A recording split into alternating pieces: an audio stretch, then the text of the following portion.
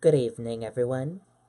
I'm Riley King, and welcome to the Riley King Newscast, right here on the Riley King Network. Let's begin. First up, Elizabeth Warren holds first campaign visit in New Hampshire.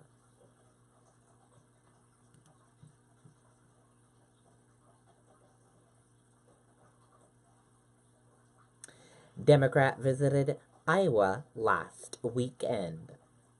Massachusetts Senator Elizabeth Warren made her first campaign visit to the first in the nation primary state today. The visit to New Hampshire came less than 2 weeks after announcing her presidential exploratory committee for a possible 2020 White House bid. The Democrat hosted a rally at Manchester Community College and is scheduled to attend a house party in Concord. Last weekend, Warren visited Iowa, drawing large crowds over a 3-day period.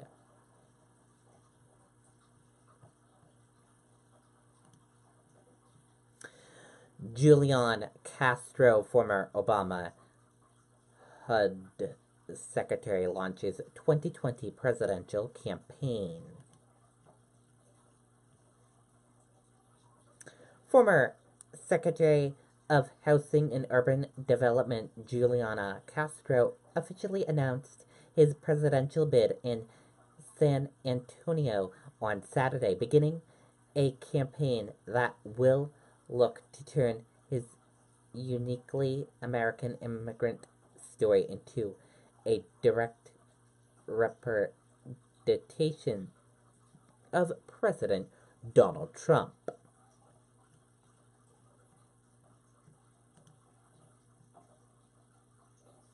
Ice castles closed on opening weekend due to power outage.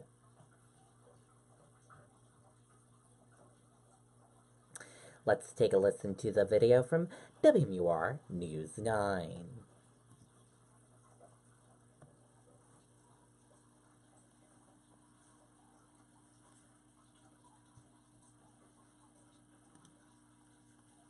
If you had plans to visit the popular ice castles in North Woodstock today, you need a plan B. Due to an unexpected power outage, they're closed today. They did send out text messages to people with tickets saying that if you need to reschedule, you can do so online once they post the new opening dates. No word on how long the power outage is expected to last. They were supposed to open for the season yesterday. Okay, and there you go on that video and that report.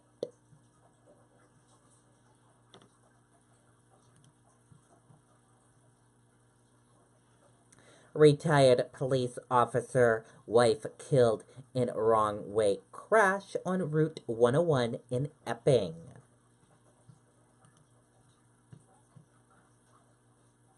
Let's take a listen to the video from WMUR News 9, Tim Callery.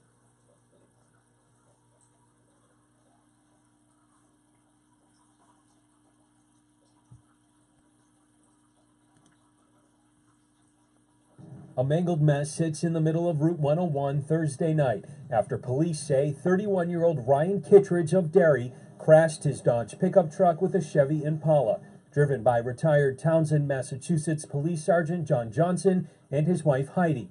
The New Ipswich couple was pronounced dead at the scene. In this particular case, I'm not sure there was anything Mr. and Mrs. Johnson could have done to prevent this crash. Kittredge was flown to Mass General. He is expected to recover. It appears Kittredge was driving west, made a U-turn on the same side of the highway, and began heading east before slamming into the Johnsons head-on. It is evident, or it is apparent, that impairment was a contributing factor in this crash. Black bunting now hangs over the Townsend Police Department.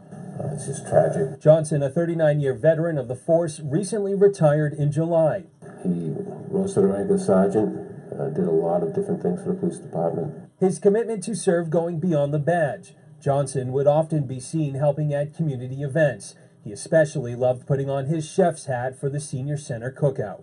John would bring all his cooking equipment there, and he was the main chef. You could see that in in the picture. A lovable guy who dedicated so much of himself to the town he grew up in. We'll survive it. It's his family and relatives and that really need the help and the care at this point in time. Now, there's actually a third vehicle that was involved in this crash, but the driver of that car wasn't significantly hurt. Reporting live in Epping, I'm Tim Callery, WMUR News 9. Okay, and there you go on that video and that report.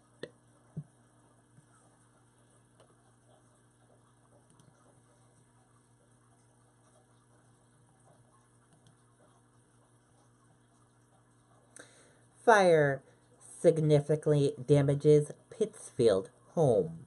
Let's take a listen to the video from WMUR News 9.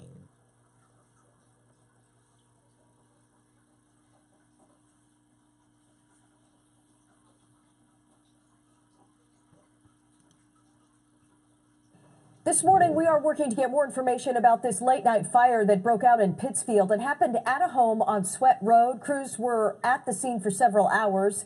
You can see in this viewer video, the home looks fully engulfed as firefighters try to douse the flames. It's unclear if there was anyone home at the time or if there were any injuries. As soon as we get more information, we'll, of course, bring it right to you. Okay, and there you go on that video and that report.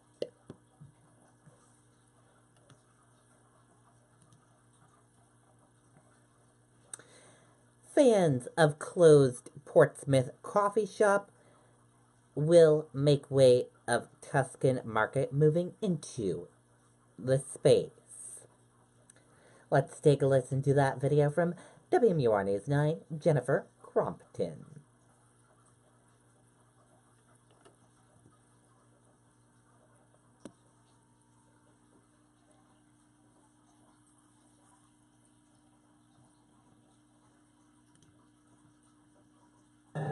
After 25 years in business, last week Breaking New Grounds in Portsmouth's Market Square closed its doors. Locals lamenting the loss of the popular casual gathering spot. Ralph Galt met friends there nearly every day. Then everybody kind of panicked and said, all right, where are we going from here? But Portsmouth has no shortage of coffee shops. He's adjusting at Elephantine Bakery with some concerns that the old spot is becoming a Tuscan market. I thought we're going to lose the charm of Breaking New Grounds, possibly. New owner Joe Farrow says that charm is what he's going for, like his Tuscan market in Salem. Our vision is to create a very rustic, artisan Italian, pastry shop, cafe, deli, trattoria. It's outdoor seating. I only ask that people wait and see. The Tuscan market on Route 1 has closed, prepping for the move. Farrow with a rendering of the exterior. It's a warm, scratch Italian food environment that, that looks more at yesteryear than tomorrow. Demolition work is already well underway. The owner's plan is to expose even more brick and to uncover some of the old wooden beams here. He says the plan is to make this space, this Tuscan market, something that you might have seen in old Portsmouth. The ambiance and the environment is going to be one where you'll want to stay. The plan is to open in early spring, but he says definitely by summer. In Portsmouth, Jennifer Crompton, WMUR News 9. Okay, and there you go on that video and that report.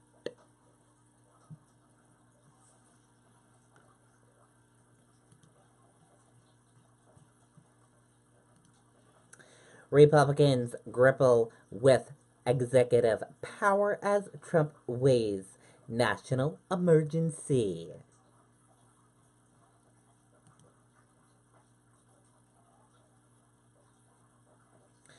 Frustrated with congressional gridlock, the president announced the most sweeping executive action on immigration in decades, moving to protect millions of undocumented immigrants from deportation, as the leader of opposing party in Congress accused him of acting like an emperor. And that does it for the Riley King Newscast right here on the Riley King Network. I hope you all have a great rest of your evening, and I'll see you back here tomorrow for another newscast. And I'll have a news report coming up in a little bit. Good night, everyone. Bye.